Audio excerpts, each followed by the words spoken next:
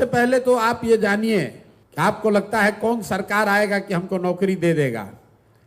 तो सरकारी जो व्यवस्था है बिहार में, चपरासी से लेकर मुख्य सचिव तक, संविदा कर्मी इंक्लूडेड, सबकी संख्या जोड़िएगा तो बिहार में कुल जनसंख्या का 1.97-2% से कम लोग ही सरकारी नौकरी करते हैं। तो नौकरी रोजगार मिलेगा कैसे?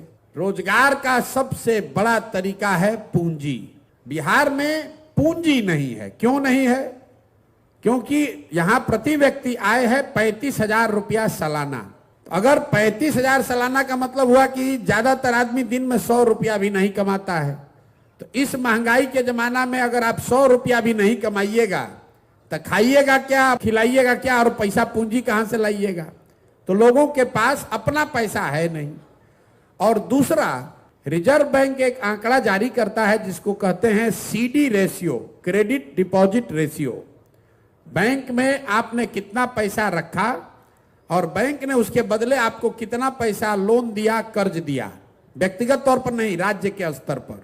सरकार की जो व्यवस्था है देश में, उसमें बैंकों की ये जिम्मेवारी है कि अगर 100 रुपया लोग बैंक में रखें तो कम से कम 70 रुपया लोन लोगों को मिलना चाहिए, ताकि आप घर बना सकें, मोटरसाइकिल चला सकें, दुकान खोल सकें, कोई रोजी रोजगार, बिजनेस, व्यापार कर सकें। बिहार में ये रेशियो है 40%।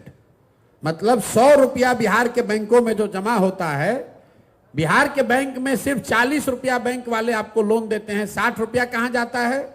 वो बैंक इस पैसे को उन राज्यों में भेज रहे हैं जहां पर लोग बिजनेस व्यापार कर रहे हैं। गुजरात में, तमिलनाडु में, तेलंगाना में, आंध्र प्रदेश में। वहां CD रेशियो कितना है? 90, 95, 100।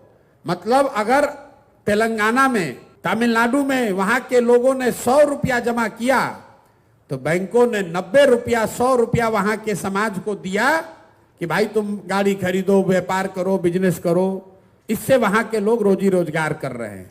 अब मैं इसको आप एक आंकड़ा समझाऊंगा तो आपके दिमाग खुलेगा, दिमाग की आपकी बत्ती जलेगी कि इसका कितना बड़ा असर है। पिछले फाइनेंशियल ईयर में, वित्तीय वर्ष में, इसी गरीब बिहार में आपने, हमने, सब ने मिलकर बिहार के बैंकों में पैसा जमा किया 4,21,000 करोड़ रुपया। अगर CD रेशियो मतलब 70% बैंक कर्ज देते तो बिहार के लोगों को कर्ज कितना मिलता? 2,80,000 करोड़ रुपया। लेकिन मिला कितना? 40% है तो मिला 1,61,000 करोड़। बाकी पैसा कहां गया? बाकी पैसा चला गया यहां से दूसरे राज्य में। लालू जी मुख्यमंत्री बने थे 1990 में। 1990 से लेकर पिछले साल तक 32 बरस में बिहार के बैंकों ने आपका, हमारा 26 लाख करोड़ रुपया ले जाकर दूसरे राज्यों में ट्रांसफर कर दिया। आपको लग रहा है कि यहां से लोग का पलायन हो रहा है। बिहार का जो पलायन का समस्या है, ये सिर्फ श्रम का, लोगों का पलायन नहीं है। लोगों का पलायन है, बुद्धि का पलायन है और पूंजी का पलायन है। जो नौजवान है जिसके पास पैसा, साधन, पढ़ाई नहीं है, वो मजदूरी करने के लिए बाहर जा रहा है। जो नौजवान पढ़ लिख गया वो पढ़ाई करके बाहर नौकरी करने के लिए पलायन कर रहा है। और जो पैसा हम लोग के पास है वो भी दूसरे जगह जा रहा है। तो अगर रोजगार यहां चाहिए तो सबसे पहले यहां लोगों को पूंजी उपलब्ध होना चाहिए। आपकी क्षमता के अनुसार 50,000, 1 लाख, 2 लाख, 3 लाख, 5 लाख रुपया लोन मिलने लगे सहज तरीके से तो बिहार के घर घर में रोजगार होने लगेगा। नहीं तो सरकारी नौकरी के चक्कर में हम लोग दौड़ते दौड़ते मर जाएंगे। तो जन सुराज का मंत्र बिहार में रोजगार लाने का मतलब ये नहीं है कि चीनी का फैक्ट्री खोल देंगे। चीनी का फैक्ट्री खोलिएगा तो कितना आदमी को रोजगार मिलेगा? फैक्ट्री लगना चाहिए।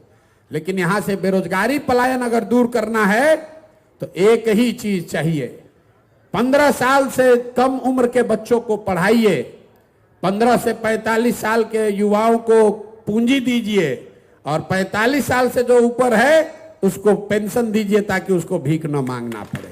तो सबसे पहले जरूरी है कि 15 साल से पहले के बच्चों को अच्छी से अच्छी शिक्षा दी जाए ताकि वो 15 बरस के बाद सरकार की व्यवस्था पर बोझ न बने।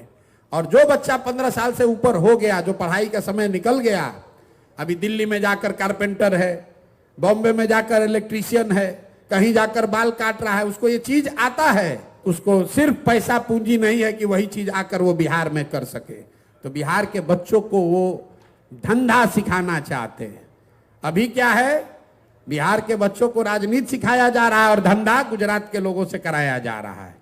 हम चाहते हैं कि बिहार के बच्चे धंधा करना सीखें, अपने बल पर अपने पैर पर खड़ा हों, और उसके लिए सिर्फ और सिर्फ पूंजी की जरूरत है। तो जन सुराज की सोच एक लाइन में यह है कि 15 साल से कम उम्र के बच्चों के लिए विश्व स्तरीय शिक्षा की व्यवस्था हो, 15 से 45 साल के बीच के लोगों के लिए पूंजी की व्यवस्था हो, और 45 साल से ज्यादा उम्र के बुजुर्गों के लिए कम से कम 2000 रुपया महीना के पेंशन की व्यवस्था।